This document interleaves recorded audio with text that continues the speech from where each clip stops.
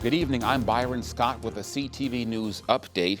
The Washington metro region is expected to get hit with more severe weather. A flash flood watch is in effect through this evening. The National Weather Service says thunderstorms could result in several inches of rainfall. Residents can expect flooding in low-lying areas. Well, County Executive Angela Alsobrooks is challenging Governor Larry Hogan on his decision to hold statewide in-person voting.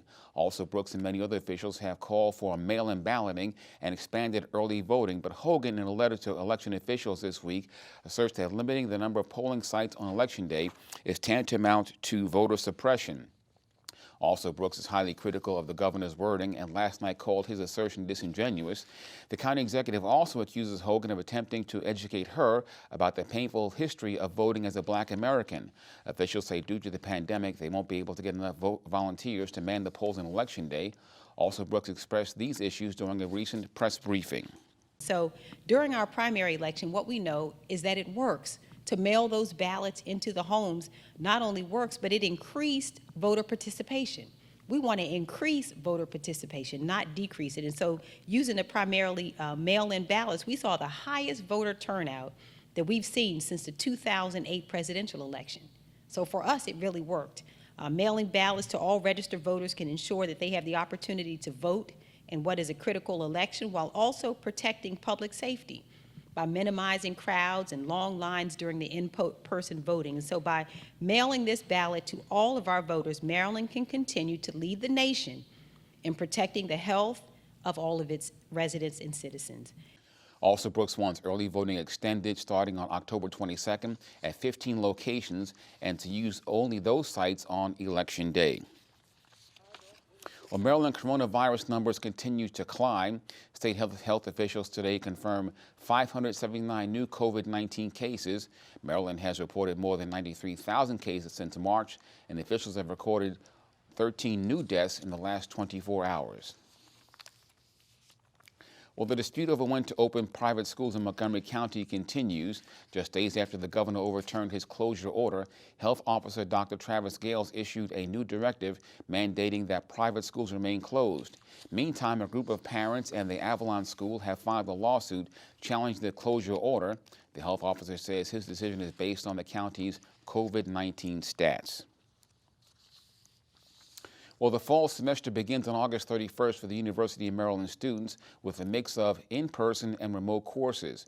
While the university has agreed to require COVID-19 testing for all students and employees, Senator Jim Rosapep says he's concerned about what may happen off campus in College Park. We can't have social gatherings in bars and restaurants inside.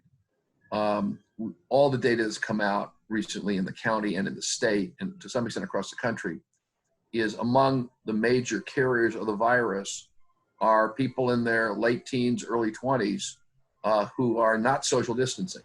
They're social by nature. And so you don't want to create a hotspot in College Park.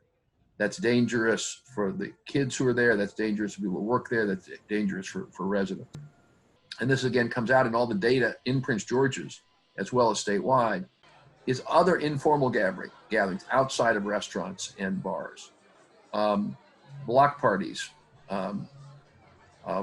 parties at home, parties in the backyard, parties which go on in College Park with students. That has to be very, very limited, even if it's outside.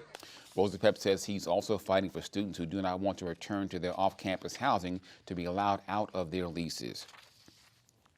Well, Maryland transit officials prepare to take over management of the Purple Line if the public-private partnership fails. In a letter sent to the project subcontractors, the state says it intends to take over their contracts if no deal on cost overruns is reached.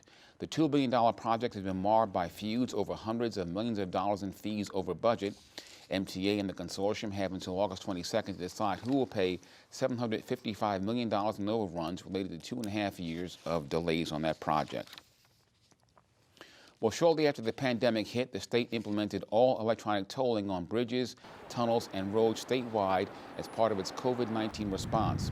Today, Governor Hogan made those changes permanent. Officials say the move will save motorists time and money and hopes to help reduce emissions and congestion. Tolls will be collected through Easy Pass and video tolling. The state's transportation authority says it's helping toll takers transition to other positions within the MDTA. Well, the Maryland PTA has been reprimanded and placed on probation by the National Parent-Teacher Association. This according to News 4. The organization is accused of a series of violations and has been the subject of complaints from local PTA leaders in the state. One complaint includes condoning rude and disrespectful behavior against local PTA members and leaders.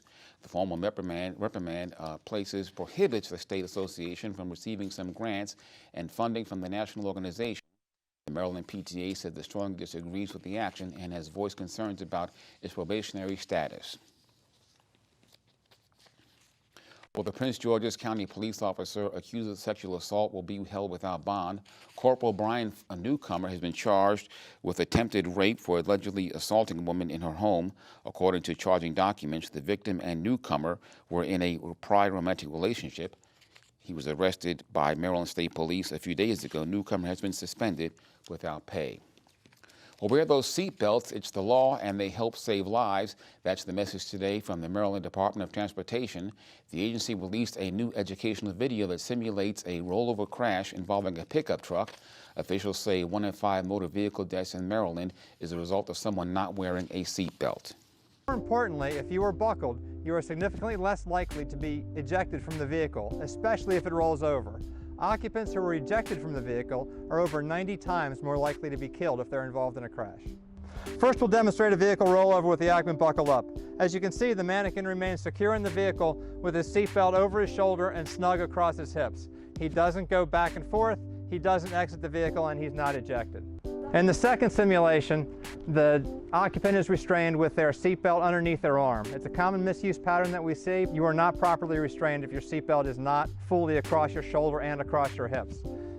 In Maryland, drivers can be fined if they have passengers under the age of 16, I should say, not wearing seatbelts.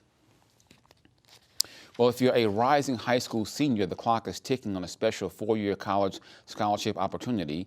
InReach is nominating Prince George's County students for the Posse Scholarship. You have until August 15th to apply.